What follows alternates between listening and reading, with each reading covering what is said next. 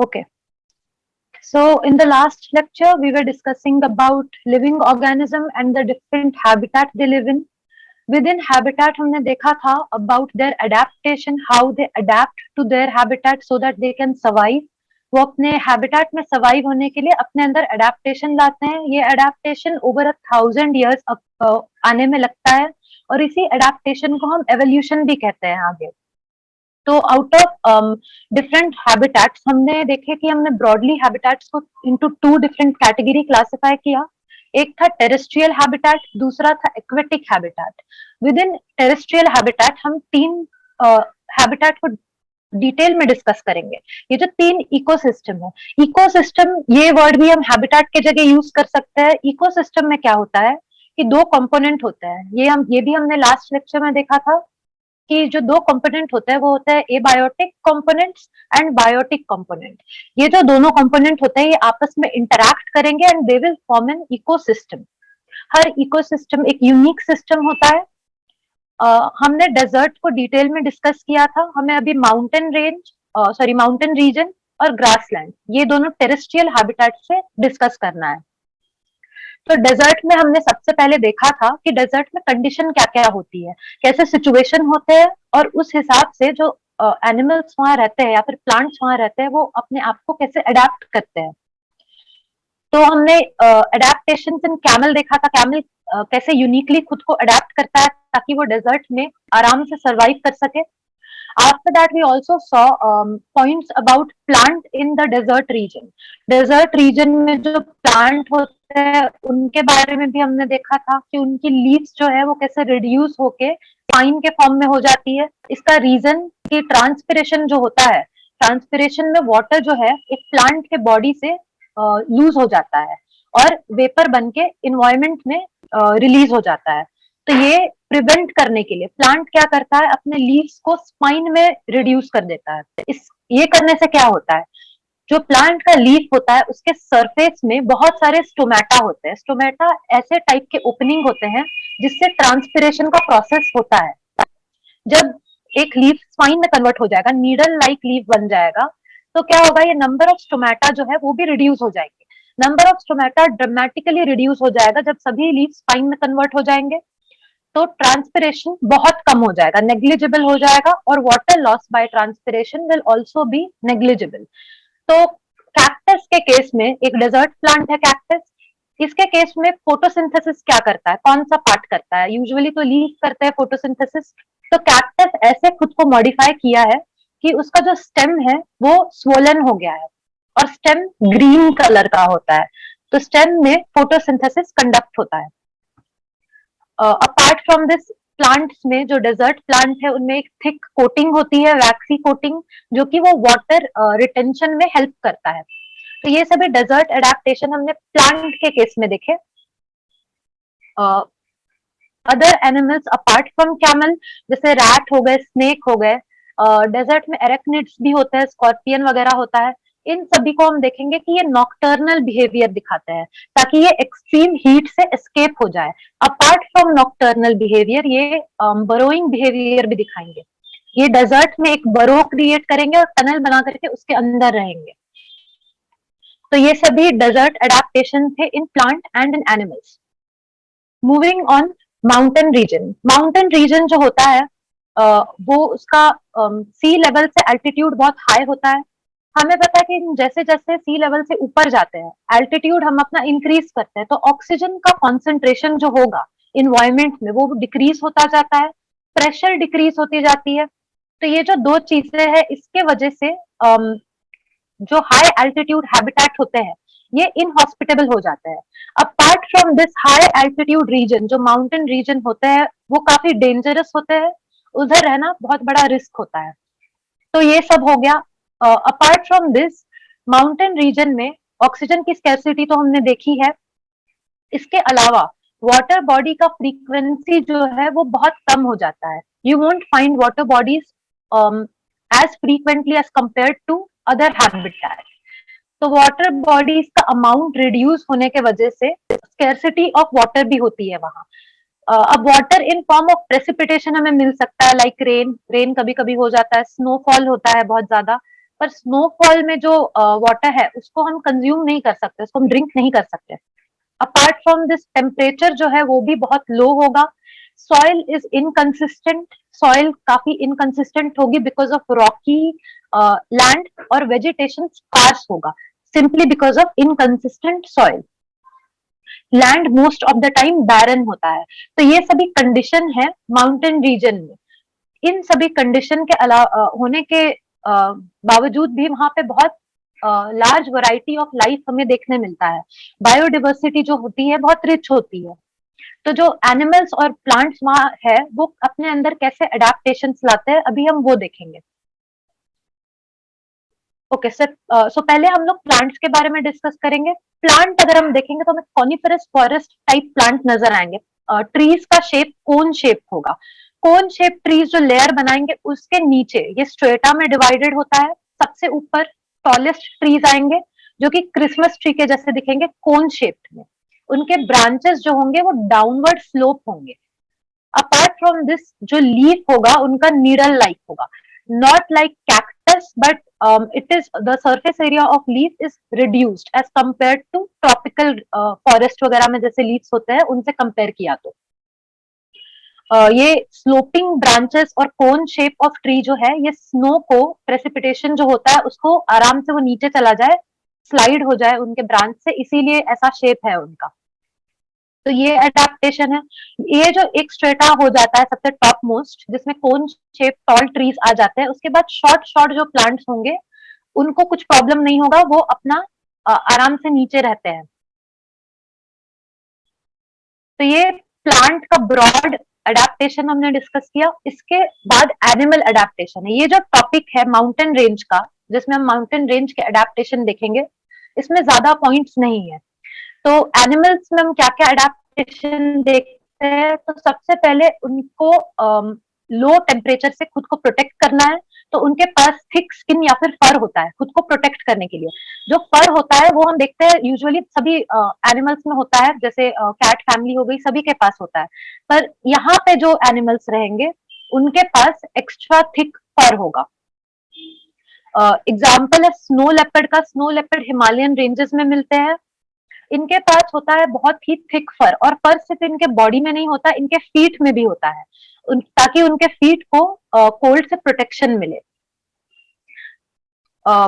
फिर नेक्स्ट है mountain goat. Mountain goat के पास हूप्स होता है उसके फीट में, ताकि वो माउंटेन आराम से क्लाइंब कर सके। हम फोटोज देखते हैं माउंटेन गोट के, वो आराम से माउंटेन को क्लाइंब कर लेते हैं। जैसे कि ये इनके पास जो हूप्स होता है उसके हेल्प से they can climb the mountain easily, और वो लोग गिरेंगे नहीं। तो ये जो दो अडेप्टेशन है ये एनिमल में देखे हैं हमने। तो यहाँ पे माउंटेन रेंज जो है ये खत्म होता है। नेक्स्ट हैबिटेट या फिर इकोसिस्टम जो है वो है ग्रासलैंड इकोसिस्टम। ग्रासलैंड इकोसिस्टम ये एरिया ऐसे टाइप के एरियाज होते हैं जो कि जहाँ पे प्लांट जो है वो प्रीडोमिनेंटली ग्रास होते हैं। जो फैमिली होती है ग्रासेस की वही वाले प्लांट्स हमें यहाँ पे मिलेंगे। लार्ज नंबर ऑफ ट्रीज एक जगह यहाँ पे नहीं देखने मिलता है। ओकेशनली ट्रीज हमें कुछ डिस्टेंस में देखने मिल जाएगा, but large number of trees are absent. Grassland जो इकोसिस्टम है around 20 to 25% of earth surface को कवर करता है। ये इकोसिस्टम हमें हर कॉन्टिनेंट में देखने मिलेगा एक्सेप्ट फॉर एंटार्क्टिका। बाकी सभी कॉन्टिनेंट में ये ग्रासलैंड इकोसिस्टम हम देख सकते हैं। ग्रासलैंड का जो हैबिटेट होता है डिपेंडिंग अपॉन वो कौन से कॉन्टिनेंट में है उसका नाम पड़ता है। फॉर एग्जाम्पल नॉर्थ अमेरिका में जो ग्रासलैंड है उसको प्रायरीज कहते हैं, साउथ अमेरिका में पंपास कहते हैं, अफ्रीका में सवाना कहते हैं, ऑस्ट्रेलिया यूरेशिया यहाँ पे स्टेप्स कहते हैं। इंडिया में भी इसे हम तराई सवाना कहते हैं। इंडिया में भी we can find grassland. India Bhutan Nepal ये सभी अपना ग्रासलैंड शेयर करते हैं। सो ग्रासलैंड जो है उसको हम ब्रॉडली इनटू 2 डिफरेंट सब टाइप्स में क्लासिफाई कर देते हैं डिपेंडिंग अपॉन वो कौन से रीजन में है। एक होता है ट्रॉपिकल ग्रासलैंड, दूसरा होता है टेम्परेट ग्रासलैंड। ट्रॉपिकल ग्रासलैंड जो होते हैं वो वार्म रहते हैं थ्रू आउट द ईयर, उनमें जो टेम्परेचर फ्लक्चुएशंस होते हैं वो ज्यादा नहीं होगा। वेरएज टेम्परेट में अगर हम देखेंगे तो यूजुअली वो कोल्ड रहता है, पर सीजन्स जो है डिपेंडिंग अपॉन दैट वो अल्टरनेट होता है सीजन। कभी कोल्ड होगा, कभी टेम्परेचर जो है वो बहुत ज्यादा कांस्टेंट नहीं रहता, या तो लो होगा या तो हाई होगा। ओके, सो ये ग्रासलैंड था। अब इधर जो एनिमल्स और प्लांट्स रहते हैं उसमें अडेप्टेशन क्या है। इन केस ऑफ प्लांट, प्लांट का अडेप्टेशन हम देखें तो प्लांट ग्रासेस है, इसीलिए इस हैबिटेट का नाम है ग्रासलैंड। तो ग्रासेस जो होते हैं, हमने उसके बारे में पढ़ा है कि ग्रासेस मोनोकॉट होते हैं। उनका जो रूट सिस्टम होगा, अभी ग्रास के पास सॉरी, ये जो रूट सिस्टम होता है ग्रासेस का, वो एडवेंटिशियस रूट सिस्टम होता है, टैप रूट नहीं होगा। एडवेंटिशियस रूट हमने पहले भी डिस्कस किया है कि वो कैसे एक नेटवर्क बना करके सॉइल के अंदर रहते हैं। तो ये वाला सिस्टम होगा रूट में। लीव्स जो है वो पैरेलल वेनेशन के रहेंगे, लॉन्ग रहेंगे, रेटिकुलेट वेनेशन नहीं देखने मिलेगा। And all the other characteristic of grasses, ये सभी प्लांट के फीचर है। पर अभी हम एनिमल के फीचर को डिस्कस करेंगे। यहाँ पे हमने देखा कि ग्रासलैंड में कोई ट्रीज नहीं होते, ट्री का बहुत बड़ा हर्ड नहीं होगा, ओकेजनल ट्रीज हमें मिलेंगे। तो ऐसे हैबिटेट में खुद के डिफेंस के लिए हाइड करना मुश्किल होता है। इसीलिए यहाँ पे जो यूजुअली एनिमल्स होते हैं, उनका जो बॉडी का शेड होता है, उनका जो फर का कलर होता है, it resembles with the grass. उनका जो कैमोफ्लेज का कैरेक्टरिस्टिक होता है, ये इधर देखने हमें मिलेगा। सो यहाँ पे जो एनिमल्स होंगे उनके पास कैमोफ्लेज होगा और स्पीड होगा, ताकि वो खुद का डिफेंस कर सके। और जो प्रेडेटर्स होंगे उनके पास भी कैमोफ्लेज की प्रॉपर्टी होती है, and even they have speed. Okay, further अभी जब हम डिफेंस के बारे में बात कर रहे हैं, तो जो हर्बीवोर एनिमल्स होते हैं, फॉर एग्जाम्पल एलिफेंट हो गया, राइनो, बाइसन, ये सभी ग्रासलैंड में रहने वाले हर्बीवोर्स है। इन सभी अपने प्रोटेक्शन के लिए ये सब क्या करेंगे, ये लोग हर्डिंग का एक प्रॉपर्टी दिखाएंगे। अलोंग विद दैट इनकी साइज जो होगी वो बहुत बड़ी होगी, ताकि प्रेडेटर इनको इनके ऊपर इजिली प्रे ना कर पाए। तो ये सब डिफेंसिव अडेप्टेशन हमें देखने मिलते हैं। उनकी लार्ज साइज, उनकी हर्डिंग की प्रॉपर्टी, बाइसन की, एलिफेंट की, ये सभी हर्ड में घूमते हैं। Okay, next thing is strong legs. उनके पास जो उनका फ्रंट लेग्स होता है, जो हर्बीवोर एनिमल होंगे ग्रासलैंड इकोसिस्टम के, उनका फ्रंट लेग बहुत पावरफुल और बहुत स्ट्रॉन्ग होता है। और जो स्मॉल एनिमल्स होंगे वो बरोइंग बिहेवियर दिखाएंगे। तो ये सभी अडेप्टेशन की वजह से हर्बीवोर एनिमल्स जो है वो खुद को प्रोटेक्ट कर लेते हैं। अभी हम दो एग्जाम्पल लेंगे, एक है लायन और दूसरा है डियर। हम उन दोनों में भी ग्रासलैंड स्पेसिफिक कैरेक्टरिस्टिक देखेंगे, ऐसे फीचर्स देखेंगे जो कि इनमें हमें देखने मिलता है, और वो कैसे ग्रासलैंड ये हैबिटेट होने की वजह से डेवलप हुआ है। फॉर एग्जाम्पल हमने अभी लायन का एग्जाम्पल लिया है यहाँ पे। तो लायन का कलर लाइट ब्राउन रहता है। ड्राई ग्रास में वो आराम से खुद को कैमोफ्लेज कर सकते हैं और हंट कर सकते हैं। अपार्ट फ्रॉम दैट, उनका जो आईज का पोजीशन है, अगर हम देखेंगे तो लायन के दोनों भी आईज है वो फ्रंट में है, ताकि वो अपने प्रे के ऊपर फोकस कर सके। इसीलिए उसके दोनों आईज जो है वो उसके फ्रंट में है। तो ये पोजीशन ऑफ आईज, उनका स्किन का, फर का कलर।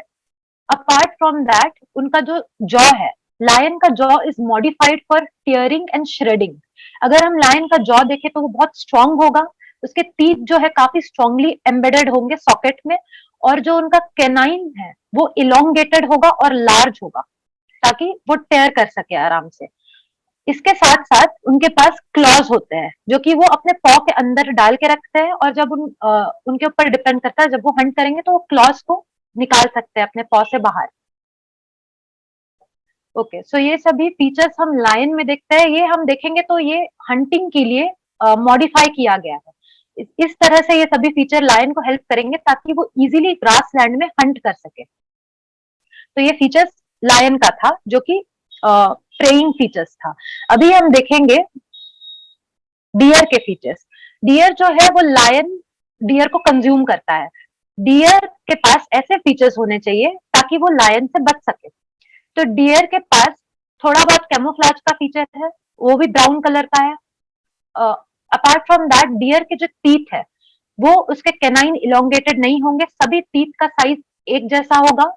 ये जो टीथ होता है, ये टाइप का टीथ, ये चूइंग के लिए रहता है। Chewing for a very long period of time, क्योंकि ये लोग हर्बीवोर है और ये लोग ग्रास खाएंगे। ओके, अभी जो इनका ईयर का शेप रहता है, साइज रहता है, वो बहुत बड़ा होगा। इनके लॉन्ग ईयर्स जो है वो हेल्प करेंगे साउंड और वाइब्रेशन को कलेक्ट करने में, ताकि ये आराम से सेंस कर सके इसके आगे पीछे कौन है, so that the deer can sense the movement of predator.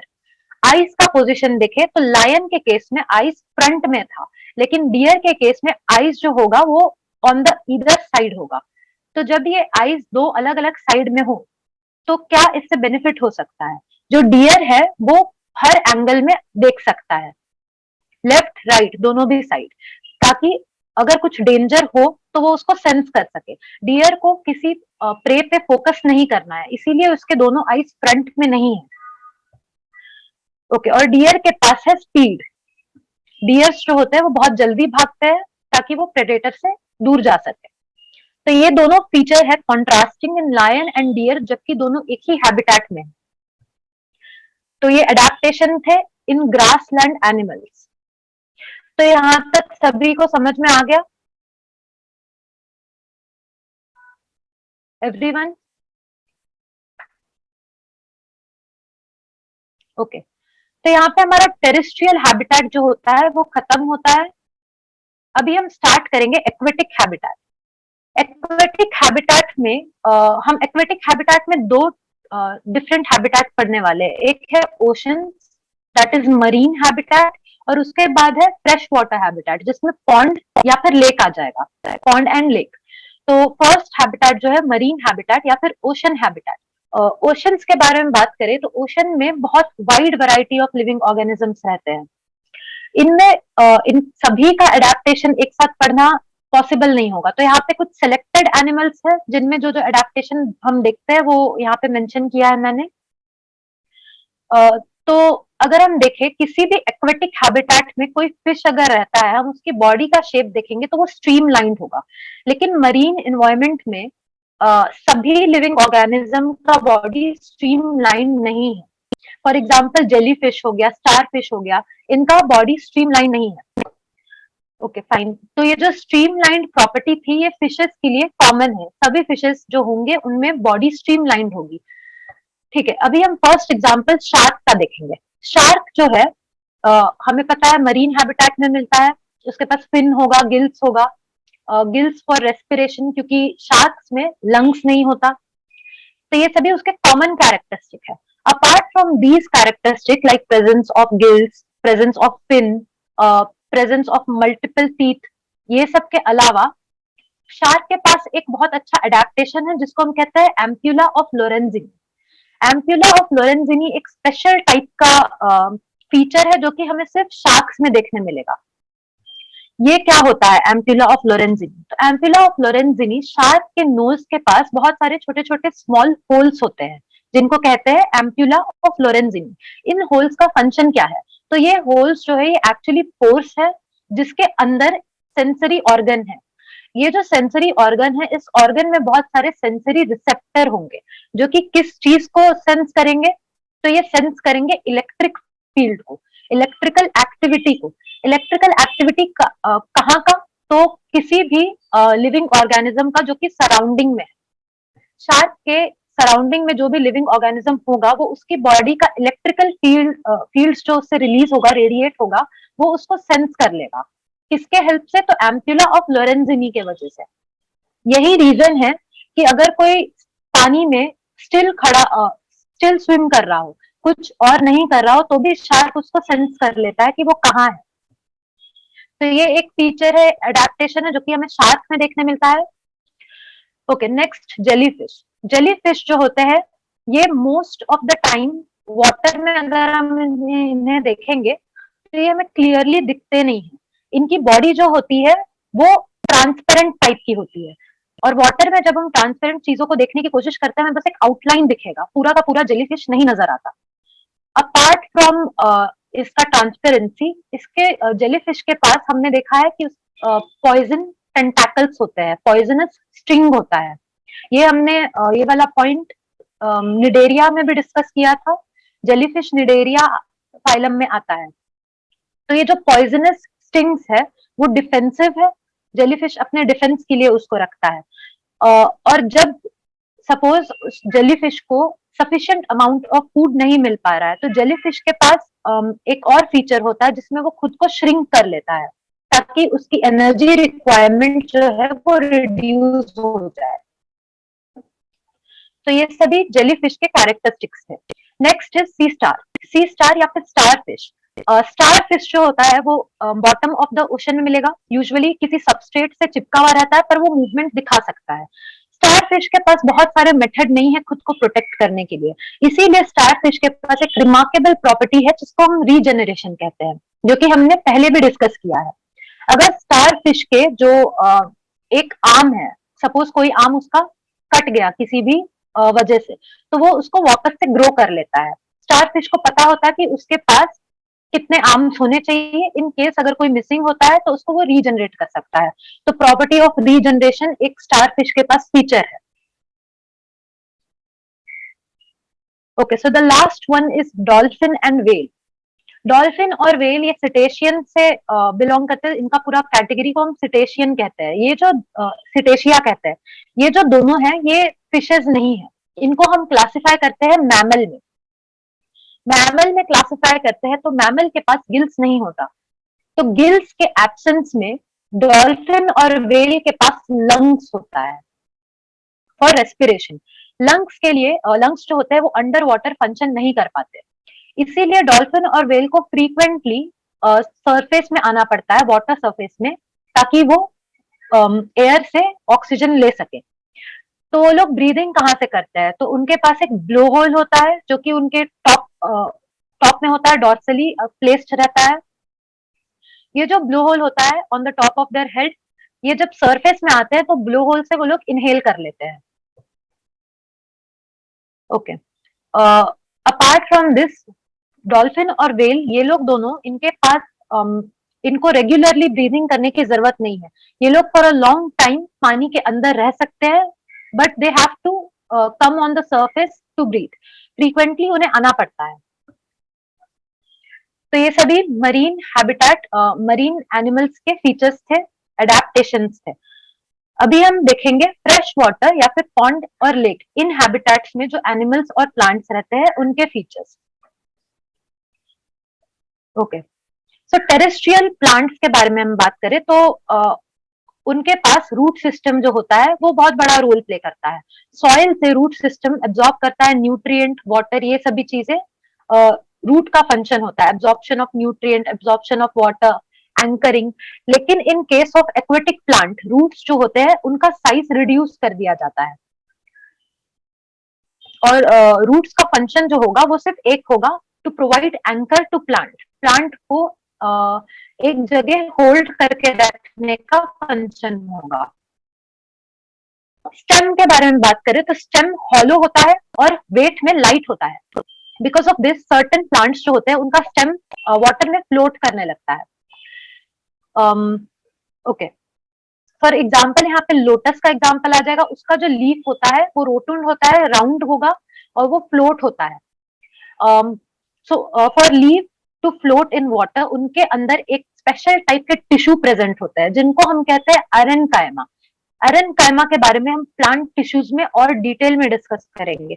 जो कि एक्वेटिक प्लांट्स होते हैं उनके पास अरेनकाइमा टिश्यू बहुत ज्यादा होता है। उनके टिश्यूज में जो डिफरेंट टाइप ऑफ टिश्यूज होते हैं, लिविंग टिश्यूज, उसमें एक अरेनकाइमा होता है। ये एक कैरेक्टरिस्टिक फीचर है ऑफ एक्वेटिक प्लांट। एरेनकाइमा क्या करता है, ब्यूयेंसी प्रोवाइड करता है प्लांट को।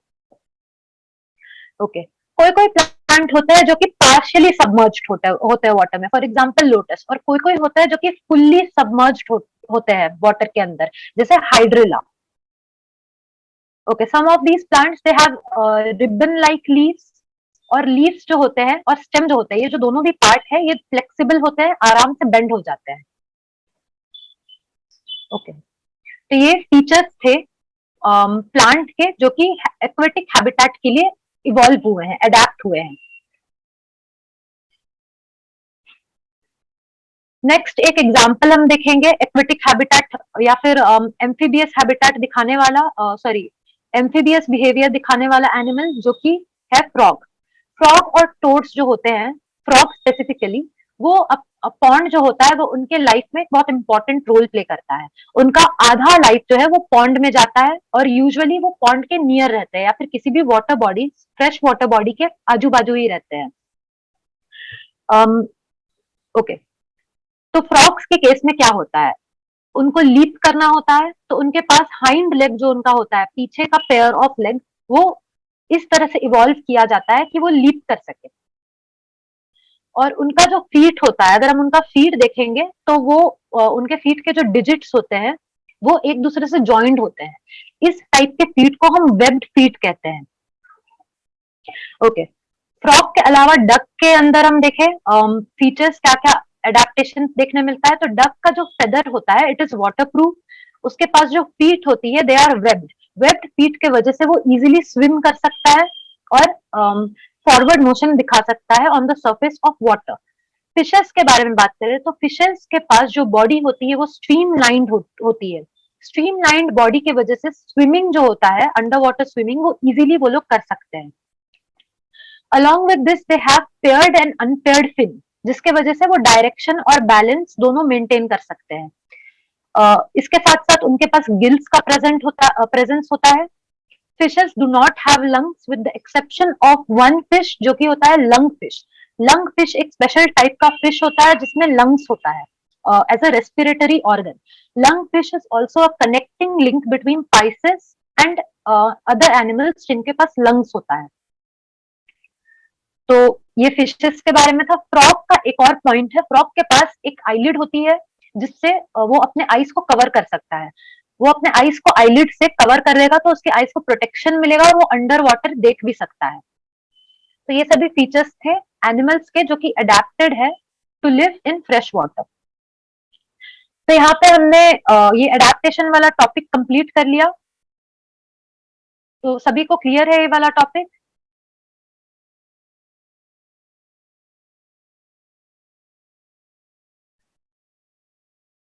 ओके, अभी यहाँ पे ये जो एक पार्ट है इसमें मैंने मेंशन किया है essential features of living organism. ऐसे फीचर्स जो कि एक लिविंग ऑर्गेनिज्म के लिए एसेंशियल है, बिना इनमें से किसी एक फीचर के वो अपना लाइफ लीड नहीं कर सकता। तो एक है रिक्वायरमेंट ऑफ फूड। ये फूड किसी भी फॉर्म में मिल सकता है, फोटोसिंथेसाइज करके बनाया जा सकता है या फिर कहीं और से डिराइव किया जा सकता है। लेकिन फूड एक ऐसा चीज है, एक फूड एक ऐसा फ्यूल जैसा बिहेव करता है जो कि लिविंग ऑर्गेनिज्म को या फिर एक सेल को हेल्प करता है डेवलप होने में। तो ये एक एसेंशियल रिक्वायरमेंट है। एक और चीज जो है वो है ग्रोथ। हर एक लिविंग ऑर्गेनिज्म ग्रोथ दिखाएगा इवन इफ वो लिविंग ऑर्गेनिज्म के पास सिर्फ एक ही सेल है। सेल भी इवेंचुअली ग्रो होगा और डिवाइड हो जाएगा। Okay, next is respiration. ये जो रेस्पिरेशन है ये ब्रीदिंग नहीं है, ये सेल्यूलर रेस्पिरेशन है। सेल्यूलर रेस्पिरेशन एक इंपॉर्टेंट प्रोसेस है, एक एक्सक्लूसिव प्रोसेस है जो कि लिविंग ऑर्गेनिजम्स ही दिखाते हैं। सेल्यूलर रेस्पिरेशन में क्या होता है, ये जो फूड हमने कंज्यूम किया या फिर किसी भी स्पीशीज ने कंज्यूम किया वो उस फूड को एनर्जी में कन्वर्ट करता है जो कि वो अपने सेल के लिए यूज करेगा। And metabolism. Metabolism different biochemical process है जो कि एक लिविंग सिस्टम के अंदर होते हैं। तो ये जो फीचर्स हमने देखे, लास्ट वन है रिस्पॉन्स टू स्टिम्युलस। स्टिम्युलस के जब कोई भी स्टिम्युलस हो तो उसको उसके लिए अकॉर्डिंगली रिस्पॉन्ड करना। ये रिस्पॉन्स टू स्टिम्युलस जो है ये भी एक essential and exclusive feature of living organism. ये रिस्पॉन्स जो है ये काफी छोटा भी हो सकता है और काफी बड़ा मैग्नीट्यूड का भी हो सकता है जो कि हम हायर लिविंग ऑर्गेनिजम्स में देखते हैं। तो ये सभी essential features of living organism है। इसमें रिप्रोडक्शन क्यों नहीं इंक्लूड किया गया, क्योंकि रिप्रोडक्शन जो है वो ऐसा जरूरी नहीं है कि हर एक लिविंग ऑर्गेनिज्म कंपल्सरली दिखाए। जो स्टेराइल लिविंग ऑर्गेनिज्म होते हैं वो रिप्रोड्यूस नहीं कर पाते हैं। तो ऐसा तो नहीं है कि वो लिविंग ऑर्गेनिज्म ही नहीं है, इसीलिए रिप्रोडक्शन को यहाँ पे नहीं इंक्लूड किया गया है। ये सभी फीचर्स हर एक लिविंग ऑर्गेनिज्म दिखाएगा। ओके, तो यहाँ पे living organism and their habitat ये वाला टॉपिक खत्म होता है। अभी हम क्या करेंगे, हम एक न्यू टॉपिक स्टार्ट करेंगे जिसको हम कहते हैं बायो जियोकेमिकल साइकिल। इसमें हम डिफरेंट डिफरेंट एलिमेंट के साइकिल देखेंगे। टोटल हमें 4 साइकिल्स देखने हैं, starting from water cycle, next is nitrogen, फिर कार्बन एंड ऑक्सीजन। आज हम क्या करेंगे, हम 2 साइकिल्स देख लेंगे, एक वाटर साइकिल और एक nitrogen cycle. So before starting with water cycle हमें देखना है बायो जियोकेमिकल साइकिल्स होता क्या है। उसके लिए हमें पहले जानना होगा बायोस्फीयर का एग्जैक्ट डेफिनेशन क्या है, उसमें क्या क्या इंक्लूड किया जाता है। तो बायोस्फीयर जो होता है वो होता है sum total of all the ecosystem. जितने different type of ecosystem exist करते हैं अर्थ में, उनका टोटल जो है वो बायोस्फीयर बनाता है। बायोस्फीयर हर एक ऐसा पार्ट ऑफ अर्थ होता है जहां पे लाइफ जो है वो सस्टेन हो सकता है, लाइफ हम देख सकते हैं, तो वो बायोस्फीयर होता है। अभी बायोस्फीयर में एबायोटिक और बायोटिक कंपोनेंट जो है वो आपस में इंटरैक्ट करते हैं, मैटर और एनर्जी जो है उसको आपस में एक्सचेंज करते हैं, और एक स्टेबल और डायनामिक, डायनामिक मतलब हर समय चलने वाला एक सिस्टम बना देते हैं। ठीक है, तो ये जो ट्रांसफर ऑफ मैटर और एनर्जी, ये जो 2 चीजें हो रही है यहाँ पे, ये साइकिल में होती है ताकि जो स्टेबिलिटी है, अमाउंट है, वो मेंटेन रहे।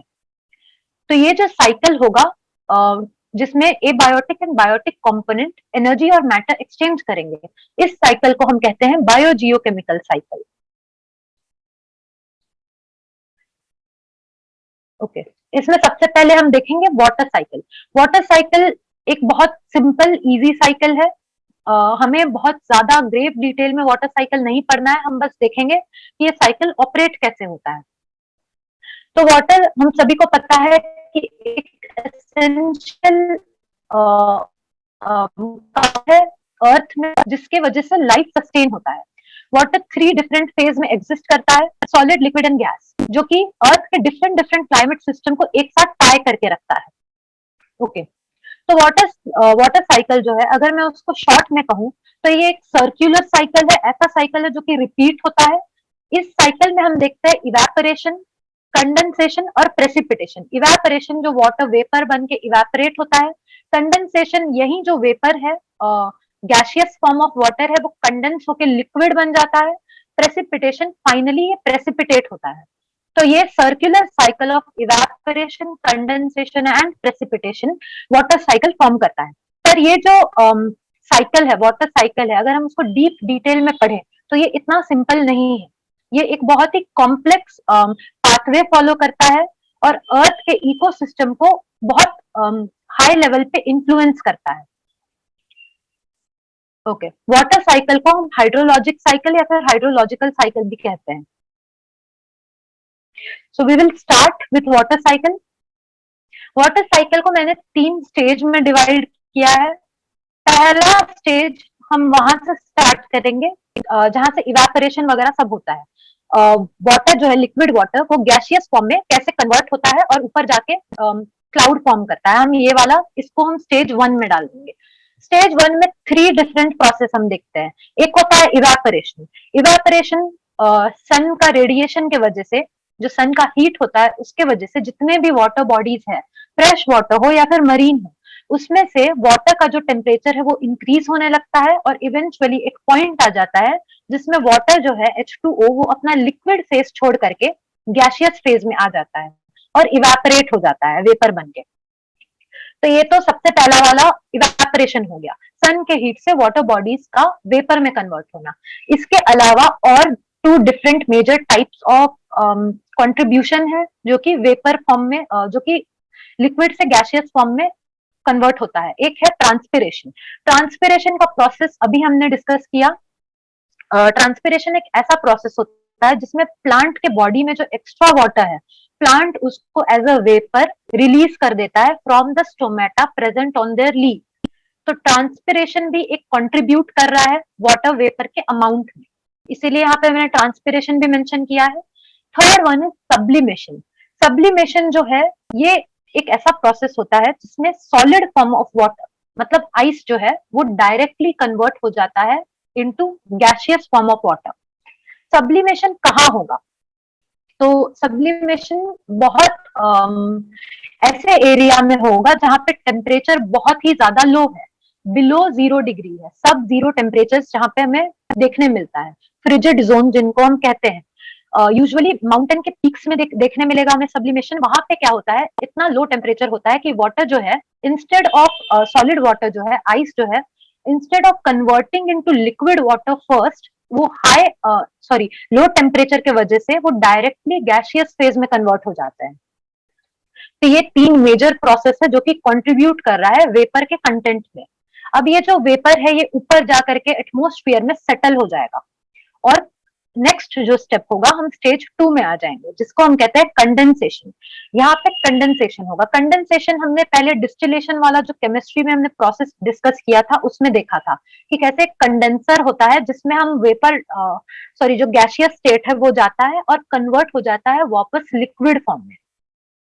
एक बार इनफ कंडेंसेशन हो जाएगा तो जो नेक्स्ट स्टेप होगा वो होगा प्रेसिपिटेशन का। प्रेसिपिटेशन जो होता है, ये जो वेपर कन्वर्ट हुआ लिक्विड में या फिर सॉलिड में, ये नीचे आके प्रेसिपिटेट हो जाएगा। कभी कभी जिन एरिया में लो टेम्परेचर होता है वहां पे precipitation in form of solid भी होता है। तो प्रेसिपिटेशन हम 3 मेजर फॉर्म में देखते हैं। एक तो रेन के फॉर्म में देखते हैं, second is snow and third is hello. Okay, last step जो है, ये जो प्रेसिपिटेटेड वाटर है ये कैसे वापस इस फर्स्ट फेज में जाने के लिए प्रिपेयर होगा, हम वो देखेंगे। तो ये फोर्थ स्टेप में हम सभी प्रेसिपिटेटेड वाटर जो है वो कहाँ कहाँ जा रहे हैं वो देख लेंगे। सबसे पहले इनफिल्टरेशन। इनफिल्टरेशन में क्या होता है, जो प्रेसिपिटेटेड वाटर है वो डायरेक्टली ग्राउंड में गिरता है, रेन वाटर जो है वो ग्राउंड में एब्जॉर्ब हो जाता है, इनफिल्टरेट हो जाता है। तो इसको हम इनफिल्ट्रेशन कहते हैं, absorption of rain water in ground. Second is run of. Run of मतलब माउंटेन से स्लाइड होते होते वाटर जो है वो जब रिवर में चला जाता है और रिवर इवेंचुअली ओशन में जाता है, इन इस टाइप के वाटर को हम रन ऑफ वाटर कहते हैं, जो कि ग्राउंड में एब्जॉर्ब नहीं होता है पर फ्लो होके रिवर में चला जाता है। Okay, next is percolation. Percolation जो होता है वो मूवमेंट ऑफ फ्लूइड होता है। ये फ्लूइड कोई भी हो सकता है, इस केस में वाटर है। Movement of fluid through porous material. ये जो इनफिल्ट्रेशन हुआ, एब्जॉर्ब हुआ वाटर ग्राउंड में, ये ग्राउंड में वाटर एब्जॉर्ब जो हो गया, अब ये पेनिट्रेट करेगा ग्राउंड में अंदर, इसको हम बोलते हैं पर्कोलेशन। ग्राउंड जो है वो पोरस है, तो ये पोरस मटेरियल से, सॉइल से फ्लूइड जो है वो मूव करेगा और ग्राउंड वाटर सिस्टम बनाएगा। ओके, तो ये है लास्ट फोर्थ पॉइंट, और इसके बाद जो है ये वाला फर्स्ट स्टेज फिर से रिपीट होगा। तो ये सभी 4 डिफरेंट स्टेजेस है, इनको हम अब एक इमेज में देखेंगे। तो यहाँ पे सबसे पहले हम देखेंगे इवेपोरेशन हो रहा है, ट्रांसपिरेशन हो रहा है, और थर्ड वन क्या था, सब्लिमेशन, राइट। तो यहाँ पे माउंटेन के टॉप से सब्लिमेशन भी हो रहा है। इवेपोरेशन, ट्रांसपिरेशन और सब्लिमेशन, ये तीनों कंट्रीब्यूट कर रहे हैं ताकि ये क्लाउड फॉर्म हो। यहाँ पे कंडेंसेशन होगा। कंडेंसेशन का जो प्रोसेस है उसमें evaporated gaseous water will be converted into liquid.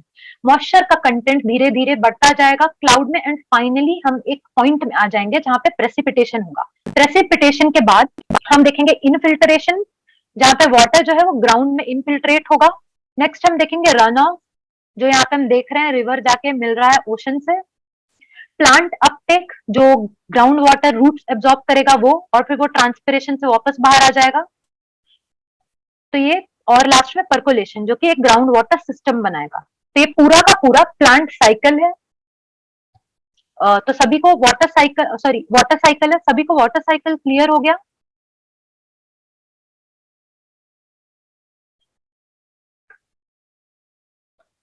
Everyone okay. तो वाटर साइकिल एक बहुत ही इजी साइकिल था। नेक्स्ट साइकिल जो है वो है nitrogen cycle. Nitrogen cycle discuss करने से पहले हम नाइट्रोजन के सोर्सेस देख लेंगे हमारे प्लैनेट में। तो सबसे मेजर सोर्स जो है वो है सॉरी एटमोस्फियर में नाइट्रोजन का कंटेंट। नाइट्रोजन जो है वो एटमोस्फियर में अराउंड 78% है। जो एटमोस्फेरिक गैसेस है उसमें से नाइट्रोजन का कंटेंट 78% है। पर हम ये नाइट्रोजन जो है उसको हम यूज नहीं कर सकते क्योंकि ये N ट्रिपल बॉन्ड N है। N2 जो है वो गैसियस फॉर्म में नाइट्रोजन जो है वो गैसियस फॉर्म में एज N2 एग्जिस्ट करता है। ये ट्रिपल बॉन्ड को तोड़ना हम प्लांट के लिए इजी प्रोसेस नहीं है। प्लांट नाइट्रोजन के ट्रिपल बॉन्ड को नहीं ब्रेक कर सकते। तो नाइट्रोजन को डायरेक्टली एटमॉस्फेयर से कंज्यूम करना is not possible for plant. तो एक नाइट्रोजन साइकिल होती है जिसमें जो नाइट्रोजन हमारा है एलिमेंटल नाइट्रोजन, गैसियस नाइट्रोजन है N2, वो कन्वर्ट होता है ऐसे फॉर्म में जिनको लिविंग ऑर्गेनिजम्स जो है, जो प्लांट हमारे प्रोड्यूसर्स जो है वो उसको यूज कर सके। एंड फाइनली वो वापस कैसे एलिमेंटल या फिर गैसियस नाइट्रोजन में कन्वर्ट होता है। तो ये पूरा प्रोसेस हम नाइट्रोजन साइकिल में देखते हैं। नाइट्रोजन साइकिल जो है इसके कुछ पार्ट हमने पहले भी बायो में डिस्कस किया है, जब हम प्लांट के बारे में पढ़ते हैं या फिर लेग्यूम्स के बारे में पढ़ते हैं। ओके, एक सिम्बायोटिक रिलेशन भी हमने देखा था बहुत पहले, जिसमें हमने नाइट्रोजन फिक्सेशन का पार्ट एक बार पढ़ा था। तो हम एक और बार देख लेंगे, लास्ट में हम ये वाले डायग्राम को देखेंगे। तो पहले जैसे कि मैंने बताया, एटमॉस्फेयर का नाइट्रोजन N2 वो प्लांट या फिर प्रोड्यूसर्स डायरेक्टली यूज नहीं कर सकते, वो ट्रिपल बॉन्ड को नहीं तोड़ पाएंगे। तो नाइट्रोजन N2 जो है, नाइट्रोजन गैस, इसको कन्वर्ट करना इनटू मोर यूजेबल फॉर्म, ये जो प्रोसेस होता है उसको हम कहते हैं नाइट्रोजन फिक्सेशन। इसमें जो हमारा गैसियस नाइट्रोजन है, it is converted into ammonia NH3, और अमोनिया जो है वो फर्दर कन्वर्ट होता है इनटू कंज्यूम करने लायक नाइट्रेट और nitrite. Okay, NO3 and NO2, ये डिफरेंट फॉर्म में। तो पहले हम नाइट्रोजन फिक्सेशन देख लेते हैं, that is conversion of gaseous nitrogen into ammonia. तो नाइट्रोजन फिक्सेशन जो होता है, it can occur by 3 different method. एक तो एटमॉस्फेरिक फिक्सेशन है। एटमॉस्फेरिक फिक्सेशन मतलब नाइट्रोजन को फिक्स करना, जो प्रोसेस है conversion of gaseous nitrogen into ammonia, ये काम करेगा एटमॉस्फेयर। जब हम थंडर और लाइटनिंग देखते हैं, तो ये लाइटनिंग और थंडर एटमॉस्फेयर के नाइट्रोजन गैस को ब्रेक करके नाइट्रोजन ऑक्साइड बना देता है, जो कि प्लांट कंज्यूम कर सकते हैं। नेक्स्ट है industrial nitrogen fixation. Industrial nitrogen fixation man made alternative है। इसमें क्या होता है, वेरियस इंडस्ट्रियल प्रोसेस है जिसमें हम फर्टिलाइजर बनाते हैं, अमोनिया बनाते हैं, उसका रिजल्ट में, बाय प्रोडक्ट में हमें नाइट्रोजन कंपाउंड मिल जाता है, नाइट्रोजिनस कंपाउंड मिल जाते हैं, लाइक नाइट्रेट, नाइट्राइट, अमोनिया, जो कि आगे चल के प्लांट यूज कर सकता है। Thirdly, it is biological fixation. Biological nitrogen fixation जो होता है, ये लिविंग ऑर्गेनिजम्स लेकर आते हैं। ये जो प्रोसेस है लिविंग ऑर्गेनिज्म करते हैं। एग्जाम्पल, हमने जो एग्जाम्पल लिया था राइजोबियम का, वो राइजोबियम को राइजोपस से कंफ्यूज नहीं करना है। राइजोपस जो होता है वो फंगाई होता है। राइजोबियम जो है, it is a bacteria, nitrogen fixing bacteria. अगर हम देखेंगे पहले के लेक्चर जिसमें सिम्बायोटिक रिलेशन हमने डिस्कस किया था, उसमें मैंने बताया था कि लेग्यूम प्लांट जो होते हैं उनके रूट के नोड्यूल्स में इनकी कॉलोनी मिलेगी राइजोबियम की। राइजोबियम का जॉब क्या होता है, एटमॉस्फेरिक नाइट्रोजन को कन्वर्ट करना into ammonia. Apart from rhizobium, एक और बैक्टीरिया होता है जिसका नाम होता है अजोटोबैक्टर, वो भी इस प्रोसेस में हेल्प करता है। Okay, apart from Azotobacter and rhizobium, कोई स्पीशीज होते हैं BGA के, ब्लू ग्रीन एल्गे के, जो कि इस प्रोसेस में हेल्प करेंगे। तो ये 3 डिफरेंट वेज देखा हमने, जिसमें गैसियस नाइट्रोजन जो है वो यूजेबल फॉर्म में कन्वर्ट होता है। तो ये फर्स्ट स्टेप था in nitrogen cycle. Next step होता है नाइट्रिफिकेशन का। अभी जो नाइट्रोजन फिक्सेशन वाले स्टेप में हमने देखा कि नाइट्रेट भी बन रहा है, नाइट्राइट भी बन रहा है, and along with it ammonia भी बन रहा है। ये जो अमोनिया है, ये एक टॉक्सिक कंपाउंड है। इसका ज्यादा अमाउंट कंज्यूम करना प्लांट के लिए टॉक्सिक होगा, किसी भी एनिमल के लिए भी टॉक्सिक होगा। तो अमोनिया को प्लांट नहीं ज्यादा अमाउंट में कंज्यूम कर सकता। तो क्या होगा, ये ammonia will be converted into less toxic form, जो कि होता है nitrate and nitrite, in presence of bacteria. Bacteria जो होंगे वो अमोनिया को कन्वर्ट करेंगे। ये जो बैक्टीरिया होंगे वो डिफरेंट होंगे, राइजोबियम और एजोटोबैक्टर नहीं है। एजोटोबैक्टर और राइजोबियम का काम था नाइट्रोजन को अमोनिया में कन्वर्ट करना। अब इस अमोनिया को नाइट्रेट एंड नाइट्राइट में कन्वर्ट करेगा नाइट्रोसोमोनास। नाइट्रोसोमोनास जो है वो उसको नाइट्राइट में कन्वर्ट कर देता है। ओके ओके, सो अमोनिया जो है it is converted into nitrite by nitrosomonas. Nitrosomonas के बाद जब हमें नाइट्राइट मिल जाएगा, नाइट्राइट का कुछ amount will be converted into nitrate by nitrobacter. तो अभी ये दोनों आ गए, नाइट्रोसोमोनास एंड नाइट्रोबैक्टर, ये दोनों मिल करके अमोनिया को कन्वर्ट कर देंगे इन नाइट्रेट एंड नाइट्राइट। ये कन्वर्जन एक इंपॉर्टेंट स्टेप है क्योंकि ammonia can not be consumed in large amount by living organisms. तो नाइट्रिफिकेशन हो गया यहाँ पे। अब फाइनली हमें नाइट्रेट और नाइट्राइट मिल चुका है जो कि प्लांट आराम से कंज्यूम कर सकते हैं। तो ये वाला प्रोसेस जो होगा वो होगा एसिमिलेशन का, जिसमें ये जो बना बनाया नाइट्रेट और नाइट्राइट है प्लांट उसको कंज्यूम करेंगे। तो प्लांट जो है वो हमारे प्राइमरी प्रोड्यूसर्स है। नाइट्रोजनस कंपाउंड का उनको क्या काम? तो प्लांट के बॉडी में किसी भी लिविंग ऑर्गेनिज्म को प्रोटीन चाहिए होता है। प्रोटीन एक एसेंशियल बिल्डिंग ब्लॉक होता है, हमने पढ़ा था। और हमने साथ में ये भी पढ़ा था कि प्रोटीन जो है वो एक नाइट्रोजनस कंपाउंड है। अगर हम प्रोटीन का स्केलेटन देखेंगे, अमाइनो एसिड्स हमें दिखेगा, और इंडिविजुअल अमाइनो एसिड देखेंगे तो उसमें एक जो एलिमेंट होगा, कॉमन एलिमेंट जो कि हर एक अमाइनो एसिड में होता है, वो है नाइट्रोजन। तो विदाउट नाइट्रोजन हम अमाइनो एसिड नहीं बना सकते और हम प्रोटीन नहीं बना सकते। इसीलिए नाइट्रोजन जो है ये प्लांट नाइट्राइट और नाइट्रेट के फॉर्म में सॉइल से ले लेते हैं। तो मेजॉरिटी ऑफ कंजम्पशन जो होता है वो नाइट्राइट और नाइट्रेट कंपाउंड्स का होता है, और जो थोड़ा बहुत कंजम्पशन जो है वो अमोनिया या फिर अमोनियम आयंस का भी हो जाता है। इस तरह से नाइट्रोजन जो है वो फूड चेन में इंटर कर जाता है। अब ये कॉम्प्लेक्स फूड वेब में जाएगा और फिर वहां से लास्ट में बाहर निकलेगा। तो ये एसिमिलेशन का प्रोसेस था। Sorry, okay, next is ammonification. Ammonification में क्या होगा, ये जब नाइट्रोजन जो है ये आराम से पूरे फूड वेब में ट्रेवल करेगा, प्लांट को हम खा लेंगे या फिर कोई भी अदर एनिमल खा लेगा, हर्बीवोर हर्बीवोर को कार्निवोर खाएंगे, और फाइनली जब ये सब मर जाएंगे प्लांट्स एंड एनिमल, जब ये लोग इनका डेथ हो जाएगा या फिर इनके एक्सक्रीशन में, एक्सक्रीटरी प्रोडक्ट में हमें नाइट्रोजन स्टार्टिंग में प्लांट ने कंज्यूम किया था वो वापस आ जाएगा सॉइल में।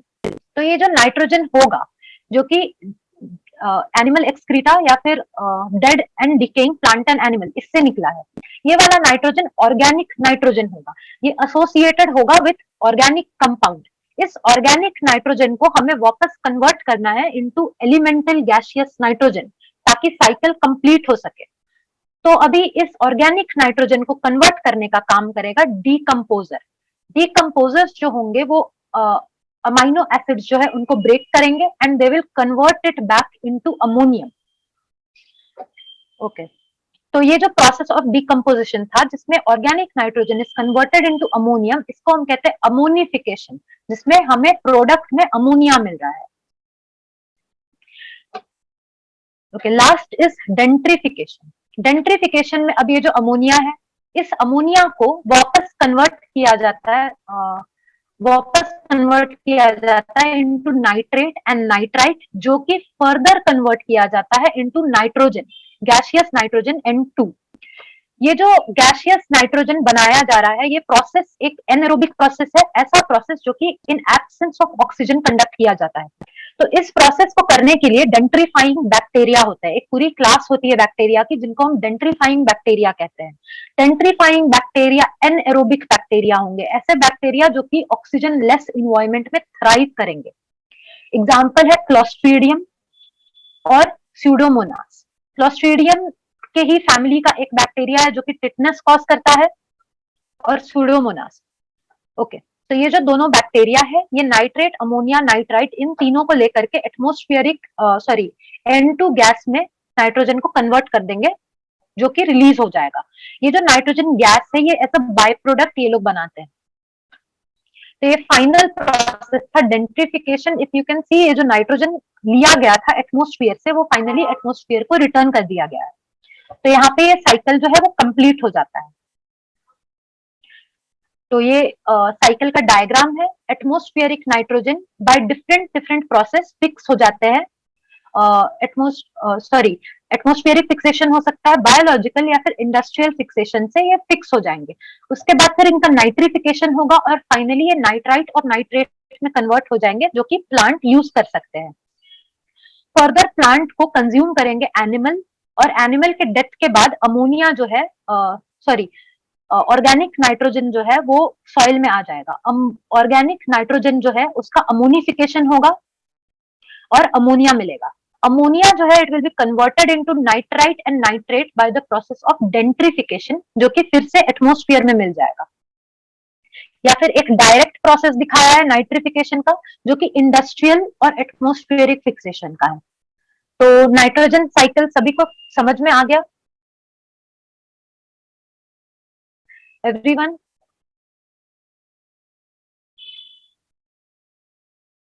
ओके, इसमें बहुत सारे प्रोसेस थे।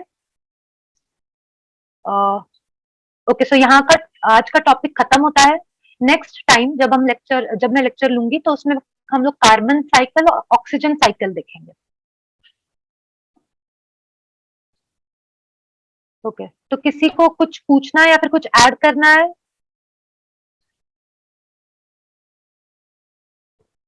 Okay, okay, thank you.